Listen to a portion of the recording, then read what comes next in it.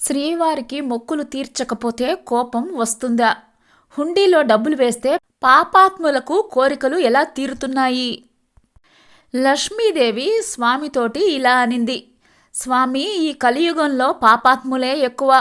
వాళ్లకు నేనే సొమ్ములిచ్చి మళ్ళీ నా హుండీలో వేయించడం ఎందుకు? ఇవన్నీ చేసే బదులు నీ అప్పు నేనే తీర్చేయచ్చు కదా అని అడిగింది.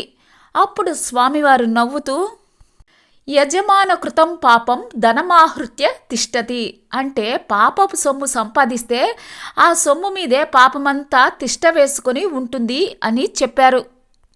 మన కేశాల్లో ఎలాగైతే పాపం ఉంటుందో అలాగే మన పాపపు సొమ్ములో కూడా పాపం ఉంటుంది.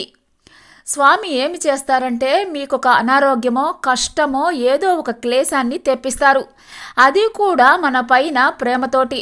దాంతోటి మనం బాధపడుతూ స్వామికి ముడుపు కడతాము. స్వామి, నా కష్టం తీరిపోతే తిరుమల వచ్చి నీకు ఈ ముడుపు ఉండిలో వేస్తాను అని మొక్కుకుంటూ ఉంటారు. అలా స్వామి దయతో కష్టం తీరే సమయం వచ్చినప్పుడు ముడుపులతోటి తిరుమల వెళ్ళి అక్కడ పాపపు ధనాన్ని వదిలివేసి తలపై ఉన్న జుట్టును కూడా వదిలేస్తే పాపాలన్నీ అక్కడతోటి ప్రాయచిత్తమైపోతాయి. మీరు కష్టాల నుంచి విముక్తులవుతారు. అప్పుడు స్వామివారు అమ్మవారికి ఒక మాట చెప్పారు: మొక్కు చెల్లించకపోతే కనుక స్వామికి ఆగ్రహం వస్తుంది అనే భయాన్ని మనుషుల మనసుల్లో నేనే పుట్టిస్తాను. మొక్కులు చెల్లించాక అభయాన్ని నేనే ఇస్తాను అని చెప్పారు.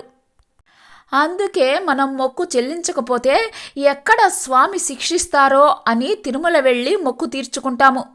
ఎందుకంటే విష్ణు సహస్రనామంలో చెప్పినట్లు భయత్కృద్ భయనాశనః, అంటే భయాన్ని కలిగించేది, అదే భయాన్ని నాశనం చేసేది కూడా స్వామివారే.